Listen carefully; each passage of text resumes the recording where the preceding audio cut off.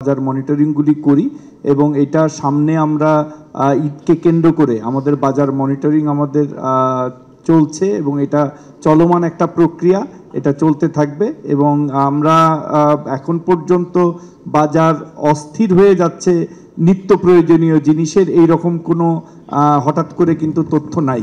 So বাজারে বাজেটের সাথে অনেক জিনিসের দাম বাড়ে এবং কমে, সেটা ঠিক আছে, যেটার দাম হয়তো ট্যাক্সের অ্যাডজাস্টমেন্ট হয়েছে বাড়বে বা কমবে, কিন্তু স্পেসিফিক্যালি নিত্য প্রয়োজনীয় জিনিসের কোনো দাম বাড়ার মতো এই বাজেটে কিন্তু ঘোষণা নাই।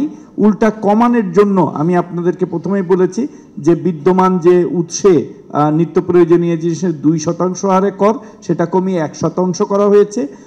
দুধের ব্যাপারে গুঁড়ো দুধের আমদানিতে যেটা বাচ্চাদের বেবি ফুড, সেটাই যৌক্তিক পর্যায়ে কমিয়ে আনা হয়েছে এবং আমরা এটাও বলেছি যে সিজনাল পর্যায়ে যে ইয়েগুলি আছে, ভ্যারিয়েশনগুলি আছে যে সিজনের পরে, সেগুলো আমরা যৌক্তিক পর্যায়ে কমিয়ে আনবো। আর আপনারা যদি দেখেন যে অনেকগুলি পণ্যের 10টি পণ্যের উপরে আরোপিত মিনিমাম ভ্যালু প্রত্যাহার করা হয়েছে, 10টি পণ্যের শুল্ক হ্রাস করা হয়েছে, 19টি পণ্যের সম্পূরক মূল্য প্রত্যাহার করা হয়েছে, 172টি পণ্যের সম্পূরক শুল্ক হ্রাস করা হয়েছে। এটা কিন্তু পর্যায়ক্রমে এই শুল্কগুলি হ্রাস করা হচ্ছে এবং অন্যান্য শুল্কও যেগুলো আছে সেগুলো এনবিআর যথাযথ সময়ে যৌক্তিক পর্যায়ে নিয়ে আসবে, যাতে আমরা এই যে আমাদের ফুড ইনফ্লেশন, আমাদের বাজেটেও বলা হয়েছে, আমরাও বারবার বলতেছি ফুড ইনফ্লেশনটা তুলনামূলকভাবে বেশি। এর অনেকগুলি কারণ আছে, আপনারাও জানেন যে ইউক্রেন রাশিয়ার যুদ্ধ এবং বহির্বিশ্বে জিনিসপত্রের দাম বেড়ে যাওয়া।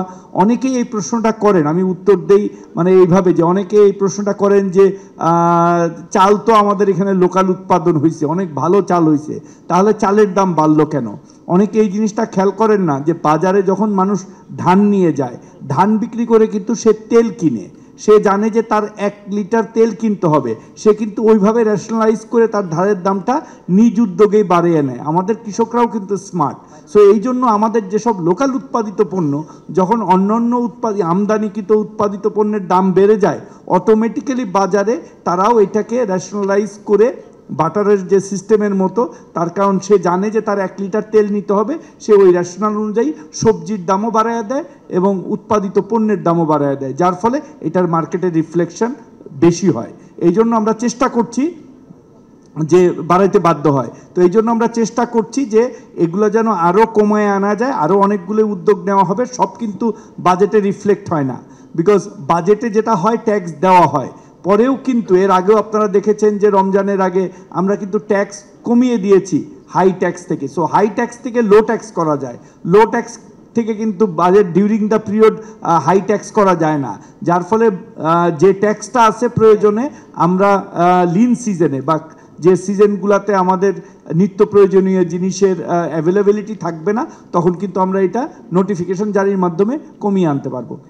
সংবাদ, ফিচার ও অনুষ্ঠানের জন্য ভিজিট করুন সংবাদ প্রকাশের ওয়েবসাইট এবং যুক্ত থাকুন ফেসবুক পেজ ও ইউটিউব চ্যানেলের সঙ্গে।